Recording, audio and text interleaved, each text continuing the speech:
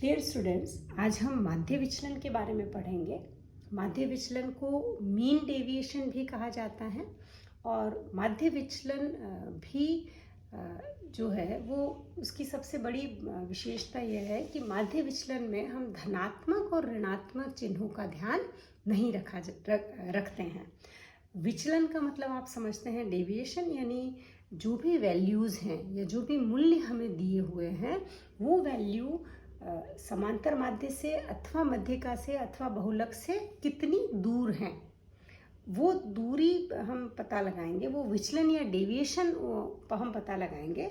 लेकिन हम इसमें इस बात को अवॉइड करेंगे कि वो डेविएशन पॉजिटिव है या नेगेटिव है, हम उसे केवल एक डेविएशन ही मानेंगे। धनात्मक और ऋणात्मक चिन्हों का इसमें ध्यान नहीं रखा जाता है। माध्य विचलन को स्मॉल डेल्टा, जिसका चिन्ह इस तरीके का होता है, स्मॉल डेल्टा हम ऐसे बनाते हैं, तो इस तरीके के चिन्ह से हम माध्य विचलन को दर्शाते हैं। और यदि माध्य विचलन x बार में से लिया गया है तो स्मॉल डेल्टा x बार इस तरीके से लिखते हैं। यदि हम ये मीडियन से बनाते हैं तो स्मॉल डेल्टा मीडियन लिखते हैं। और यदि हम इसी को z या बहुलक से ज्ञात करते हैं तो हम इसे माध्य विचलन को इस तरीके से लिखेंगे। माध्य विचलन यदि समांतर माध्य से ज्ञात किया जाता है तो उसका जो सूत्र होता है वो बन जाता है आपका सिग्मा डेविएशन किस में से, समांतर माध्य में से, और दो लाइन हम इसके दोनों तरफ बनाते हैं जो इस बात की द्योतक हैं कि यहाँ हम धनात्मक और ऋणात्मक चिन्हों को ध्यान में नहीं रख रहे हैं, केवल विचलन को देख रहे हैं डिवाइडेड बाय n। ठीक वैसे यदि हम मीडियन से विचलन लेकर कर रहे हैं तो sigma dm divided by n। और यदि हम z यानी मोड में से डेविएशन लेकर कर रहे हैं तो ये आपका सूत्र क्या हो जाएगा, sigma dz divided by n। तो इस तरीके से समांतर माध्य से, मध्यिका से और बहुलक से हम माध्य विचलन ज्ञात कर सकते हैं। अब यहाँ एक क्वेश्चन हम हल करके देखते हैं जिससे आपको आसानी से ये समझ में आ जाएगा कि माध्य विचलन किस तरीके से ज्ञात किया जाता है। तो मान लीजिए आपको एक व्यक्तिगत श्रेणी दी हुई है। व्यक्तिगत श्रेणी किस तरीके की होती है आप लोग जानते ही हैं। इस तरफ सीरियल नंबर दिया हुआ है 1 2 3 4 5 6 7 8 और 9। इस तरीके से आपको क्या दिया हुआ है, सीरियल नंबर दिया हुआ है। और वैल्यूज़ आपको दे रखी हैं। x हमेशा क्या होता है, मूल्य होता है। ये मूल्य आपको पहले भी मैं बता चुकी हूँ, कुछ भी हो सकता है, ऊंचाई, लंबाई, चौड़ाई, भार, अंक, है, किसी भी रूप में दिया हुआ हो सकता है। और ये सीरियल नंबर एक तरीके से नंबर्स को बताते हैं जिसे हम n कहते हैं। तो यहाँ वैल्यू आपको क्या दे रखी है, मान लीजिए पहले वैल्यू दे रखी है 45, फिर दे रखा है 47, फिर दे रखा है आपका 49, फिर दे रखा है आपको 52, फिर दे रखा है आपको 54, फिर दे रखा है आपको 57, फिर दे रखा है आपको फिर 57, फिर दे रखा है आपको 71 और उसके बाद दे रखा है 72। तो मान लीजिए x आपको ये दिए हुए हैं, सीरियल नंबर आपको इस तरीके से दिए हुए हैं और हमको कहा गया है कि माध्य विचलन ज्ञात कीजिए। तो माध्य विचलन, यदि हमें x बार में से माध्य विचलन ज्ञात करना है, यानी हमें क्या ज्ञात करना है, स्मॉल डेल्टा क्या ज्ञात करना है, x बार। तो हमारा सूत्र क्या होगा, यह भी मैंने आपको बताया था, सबसे ऊपर लिखा भी हुआ है। तो सूत्र आपका क्या हो जाएगा, sigma d x bar upon n। ये फॉर्मूला आप यूज़ करेंगे। लेकिन यहाँ आपको सबसे पहले क्या ज्ञात करना पड़ेगा, x बार निकालना पड़ेगा। x बार निकालने की विधि आप लोगों को पहले मैं बता ही चुकी हूँ कि समांतर माध्य कैसे ज्ञात करते हैं, तो आप लोगों को पता ही होगा कि समांतर माध्य क्या होता है, सिग्मा x अपॉन n। यानी ये जो भी x की वैल्यू दे रखी है उनको क्या करेंगे, सिग्मा यानी योग करेंगे उनको जोड़ देंगे और उसमें n का भाग दे देंगे। तो यहाँ यदि हम तो सबसे पहले हम क्या ज्ञात करते हैं, एक्स बार ज्ञात करते हैं। तो एक्स बार ज्ञात करने के लिए क्या निकालना पड़ेगा हमको? सबसे पहले सिग्मा एक्स और एन की वैल्यू पता लगानी पड़ेगी। तो सिग्मा एक्स, ये सारे जो एक्स के वैल्यूज़ हैं उनको क्या करेंगे? जोड़ेंगे। यानी 45, 47, 49, 52, 54, 57, 57 और 71 और 72 को जब हम जोड़ेंगे तो हमारे पास क्या आ जाएगा? 504। इसे हम क्या कहेंगे? Sigma x. तो सिग्मा एक्स आपको क्या मिल गया? 504। ठीक है। और एन आपका क्या है? एन ये आपका सीरियल नंबर से पता चल रहा है हमको। एन कितना है? 9 है। तो हम एक्स बार कैसे ज्ञात करेंगे? 504 डिवाइडेड बाय 9।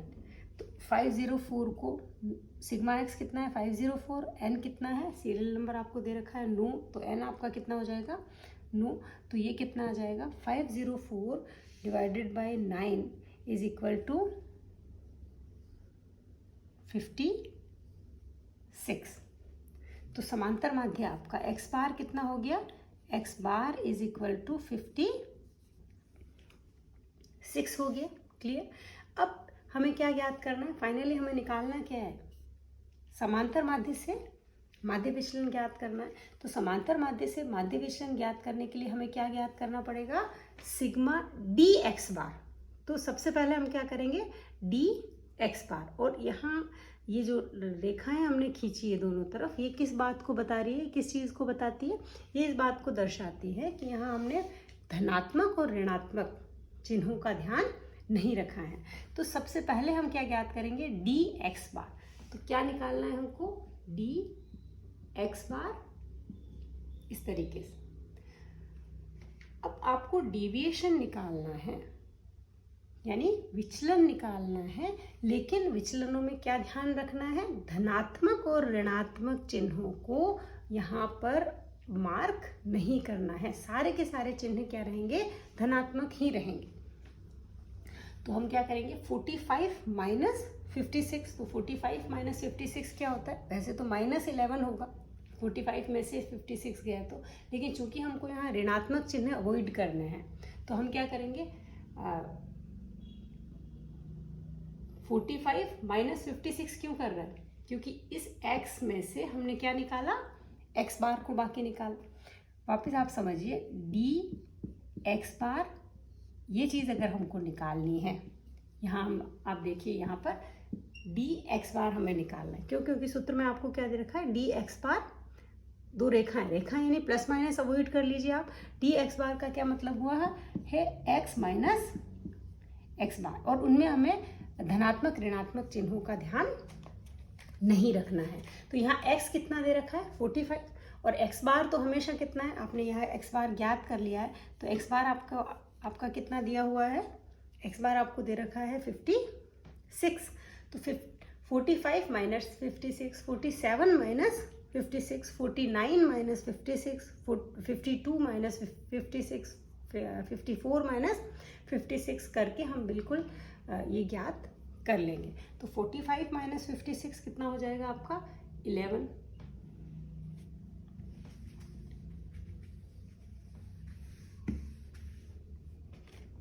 फिर 47 माइनस 56 कितना हो जाएगा? 9। फिर 49 माइनस 56 कितना हो जाएगा?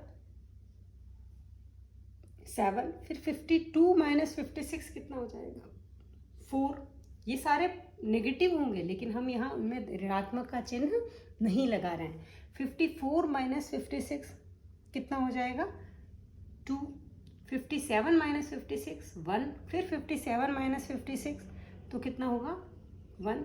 फिर 76 माइनस 56 तो 71 माइनस 56 तो 71 में से 56 बाकी गया तो कितना बचेगा आपका? 15।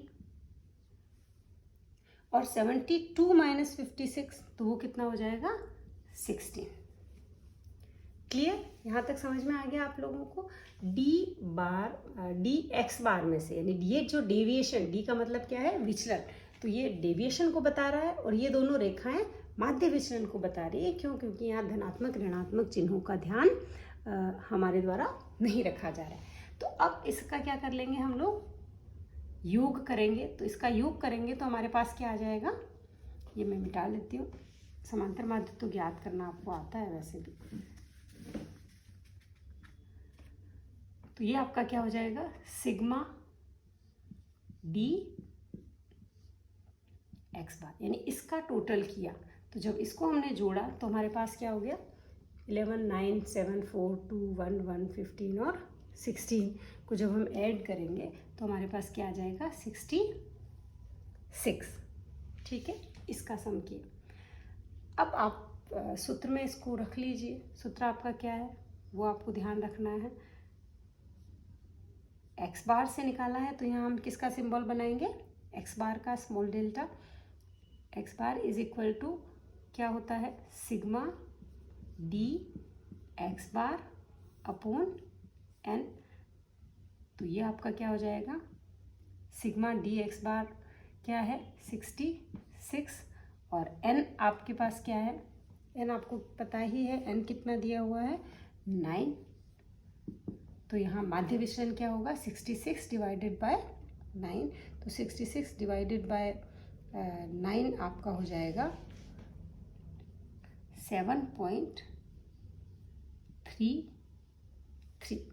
तो यहाँ माध्य विचलन यदि हम एक्स बार से ज्ञात करेंगे तो माध्य विचलन कितना आएगा, 7.33 माध्य विचलन आएगा।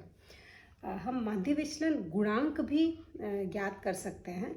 तो माध्य विचलन यदि हमको गुणांक ज्ञात करना है समांतर माध्य से, तो हम क्या करेंगे, जो भी माध्य विचलन आया है उसमें उसी माध्य का भाग दे देंगे। यानी अगर हमें माध्य विचलन गुणांक ज्ञात करना है, क्या ज्ञात करना है, माध्य विचलन गुणांक। तो गुणांक हम कैसे ज्ञात करेंगे, डिवाइडेड बाय एक्स बार। जिस माध्य से माध्य विचलन लिया गया है उसी माध्य का उसमें भाग दे दिया जाएगा। तो यहाँ माध्य विचलन कितना आया था हमारे पास, 7.33। तो ये कितना है 7.33 और एक्स बार कितना आया था आप लोगों को पता ही है, 56 आया था। तो एक्स बार कितना हो जाएगा 56। तो माध्य विचलन गुणांक जो है वो कितना होगा, इसे हम पूरा लिखना होगा आपको यहाँ, माध्य विचलन गुणांक। तो माध्य विचलन गुणांक कितना होगा, 7.33 डिवाइडेड बाय 56। तो वो आपका हो जाएगा 0.13 माध्य विचलन गुणांक होगा।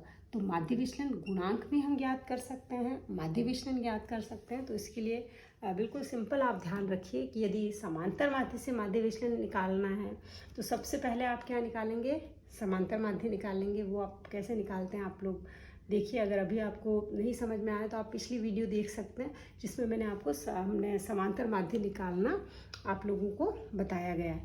समांतर माध्य ज्ञात करने के बाद उस समांतर माध्य से यहाँ विचलन निकालना है, विचलन को जोड़ देना है और जोड़कर उसमें एन का भाग दे देना है। तो हमें क्या प्राप्त हो जाएगा, माध्य विचलन प्राप्त हो जाएगा। और यदि हमें माध्य विचलन गुणांक आप लोगों को पूछा जाता है तो ऐसी स्थिति में आप माध्य विचलन में समांतर माध्य का या जिस भी माध्य से वो माध्य विचलन निकाला गया है उसका उस माध्य का भाग दे देंगे। तो आपको क्या ज्ञात होगा, माध्य विचलन गुणांक ज्ञात होगा। नेक्स्ट क्लास में हम मीडियन से माध्य विचलन कैसे ज्ञात करते हैं वो समझने का प्रयास करेंगे। Thank you.